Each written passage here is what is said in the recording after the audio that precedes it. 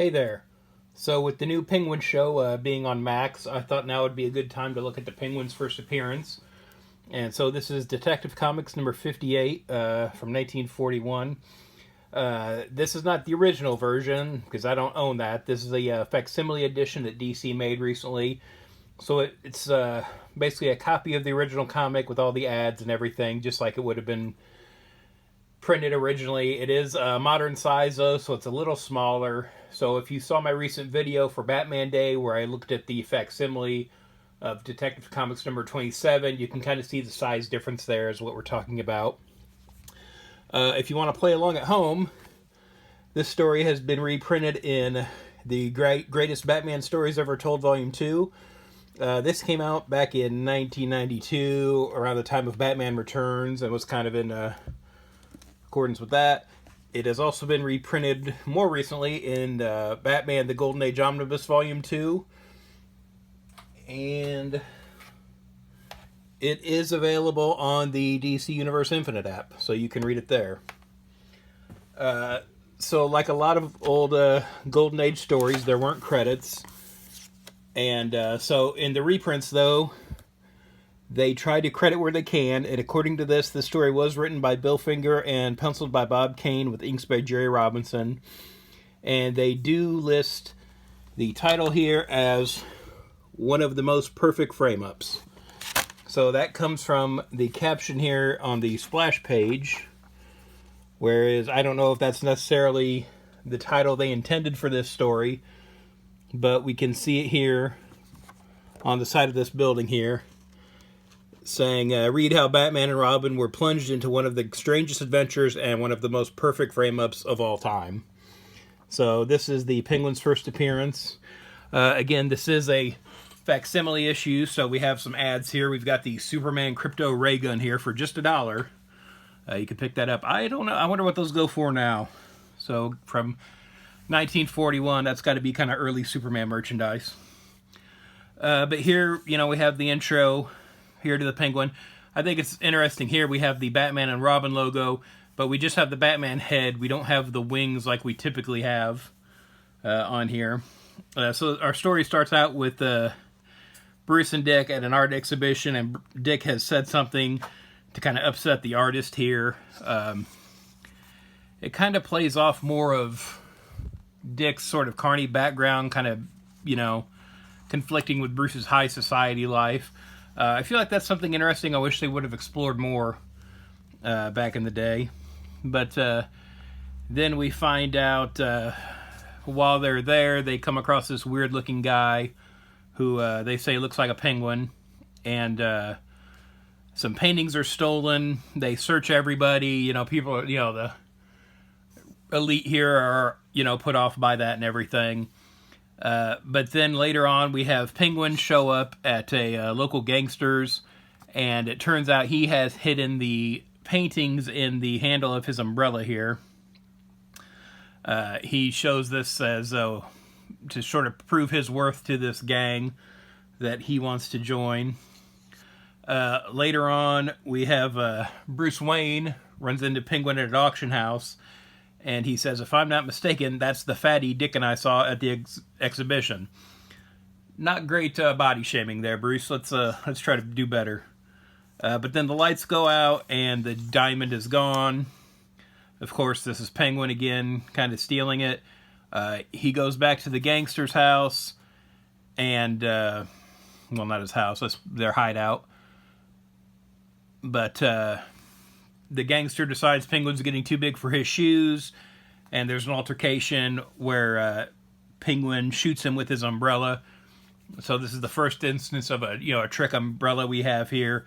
But Penguin appoints himself the new boss of the gang, which I think is interesting because that's sort of a theme that we see now with the Penguin, him sort of trying to move up in the criminal underworld. It's something that's on the new Max show with Colin Farrell, but we have it right here in the first appearance of the character too. And I feel like this is something, Penguin wanted to be a real criminal. I feel like it's a theme we'll lose until probably, like the mid-late 90s, when they kind of bring in the Iceberg Lounge and all that into the comic books. Then later on, we have Batman coming across these crooks trying to open up they're cutting their way into a vault. Batman fights them and then punches them through a painting of pigs. Then we have Penguin show up. He gets the drop on Batman with gas this time from his umbrella. Again, sort of a feature of his umbrella that we will see throughout the decades. So yeah, trick umbrellas are right here from the start with this. Then they leave Batman knocked out and they get away, but they hit the fire alarm so that the cops will show up and make it look like Batman is the thief here. Later on, the police go to question who they think is the owner. It turns out it's Penguin, using an alias. Batman thinks he's going crazy for a second. Then as the police are hauling Batman away, a car comes up and smashes into it. So they're trying to make it look like the criminals are breaking Batman out of capture. Then we cut back to the Penguin's mansion, where, you know, we've got a typical scene of Batman here tied up by the bad guy. Batman uses a, what do they call it? A two-way telephone in his foot. He's sort of like sending like a Morse code out to Robin to let him know where he is. And we just have this quick interlude here of Gordon sort of fretting about Batman turned evil, you know, become a criminal, and he can't believe it. And that's really the only panel we get of that. Then we cut right back to the story with Robin showing up to rescue Batman. Then, you know, we have this fight here with the henchmen, with Batman and Robin fighting them. They fly out through a window as the police showed up. Penguin, you know, still trying to convince them that Batman is the criminal here, not him. Then we see Batman and Robin as in disguise as a blind man and a boy.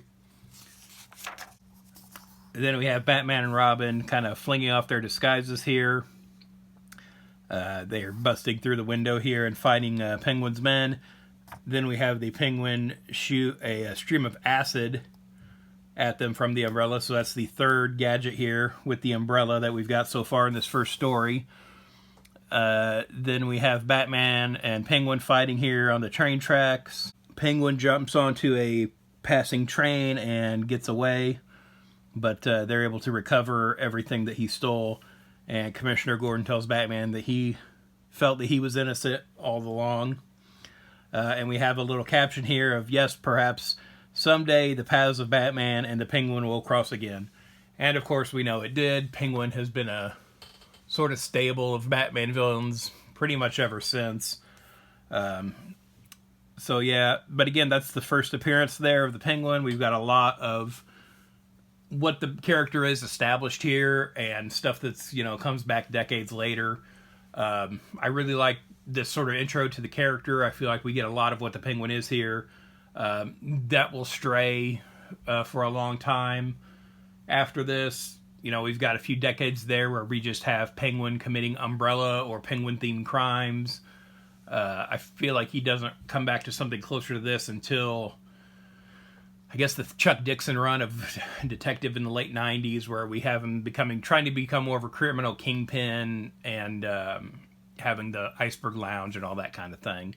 So yeah, that's the first appearance here of the Penguin. That's you know, no origin or anything like that back then. We just kind of go right into the character.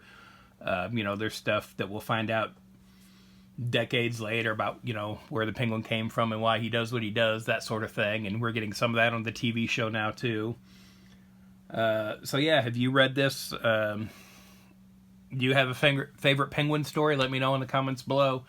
And thanks for watching. If you'd like to follow me on social media, I'm on Twitter/X @Detective651. Also on Instagram @Detective651. Be sure to check out my t-shirt store at tpublic.com/user/Detective651. I've got a lot of nerdy designs on there, and there's sales all the time, so check it out frequently.